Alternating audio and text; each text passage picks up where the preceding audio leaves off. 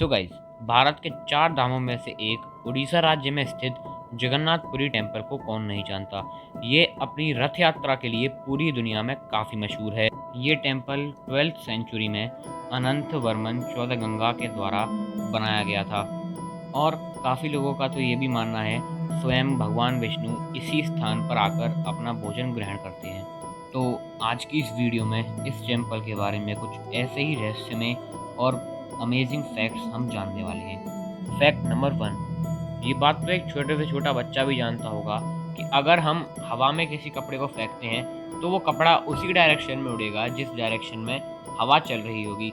पर जगन्नाथ टेम्पल के साथ बिल्कुल उल्टा है। उसके टॉप पर जो फ्लैग लगा हुआ है वो हवा के बिल्कुल अपोजिट डायरेक्शन में ही उड़ता है।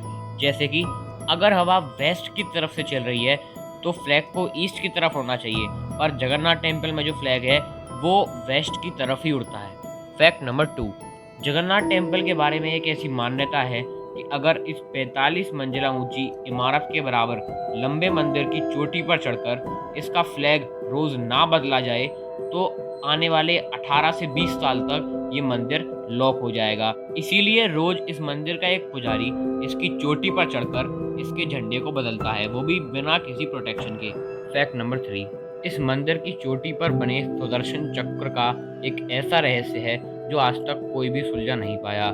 ऐसा माना जाता है कि इस सुदर्शन चक्र को आप शहर के किसी भी कोने से देखोगे तो वो आपको आपकी तरफ ही मुड़ा हुआ दिखेगा, और ऐसा क्यों होता है ये आज तक कोई भी सही तरीके से बता नहीं पाया है। फैक्ट नंबर 4, इस मंदिर में रोजाना 2000 से लेकर लगभग 2 लाख तक लोग विजिट करते हैं।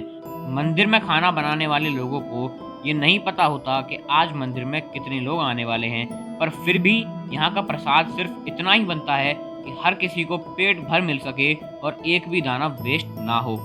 फैक्ट नंबर 5, इस मंदिर में प्रसाद को पकाने की एक बहुत ही पुरानी तकनीक चलती आ रही है। प्रसाद को पकाने के लिए ये 7 घड़े लेते हैं और एक के ऊपर एक उन सातों घड़ों को रख देते हैं। अब साइंटिफिक कैलकुलेशन के हिसाब से सबसे नीचे वाला जो घड़ा है वो सबसे पहले पकना चाहिए। इस मंदिर में सबसे ऊपर वाला घड़ा सबसे पहले पक के तैयार होता है और सबसे लास्ट वाला सबसे एंड में। फैक्ट नंबर 6, ये बात तो हम सभी को पता है कि अगर हमारे ऊपर कोई लाइट या फिर सूरज की रोशनी पड़ती है तो हमारी एक शेडो क्रिएट होती है, पर जगन्नाथ टेम्पल के ऊपर कितनी भी सूरज की रोशनी पड़ जाए पर उसकी शेडो कभी क्रिएट होती ही नहीं है। फैक्ट नंबर 7, इस टेम्पल के अंदर कभी भी समुद्र की आवाज़ नहीं आती है। जैसे कि अगर आप टेम्पल के बाहर खड़े हैं और आपको लहरों की आवाज़ आ रही है और जैसे ही आपने एक कदम टेम्पल के अंदर रखा तो आपको समुद्र की आवाज़ आनी बंद हो जाएगी। फैक्ट नंबर 8, जैसा कि आप सभी जानते हैं ताजमहल के ऊपर से एरोप्लेन को गुजरने की परमिशन नहीं है। कुछ ऐसा ही जगन्नाथ टेम्पल के साथ भी होता है। उसके ऊपर से कभी कोई चिड़िया भी नहीं उड़ती। ऐसा क्यों होता है यह तो आज तक कोई नहीं बता पाया है। जगन्नाथ टेम्पल के बारे में कौन सा फैक्ट जानकर आपको सबसे ज़्यादा हैरानी हुई, कमेंट सेक्शन में ज़रूर बताना। और अगर वीडियो अच्छी लगती है तो वीडियो को लाइक करके जाना, चैनल पर नए हो तो चैनल को सब्सक्राइब कर देना।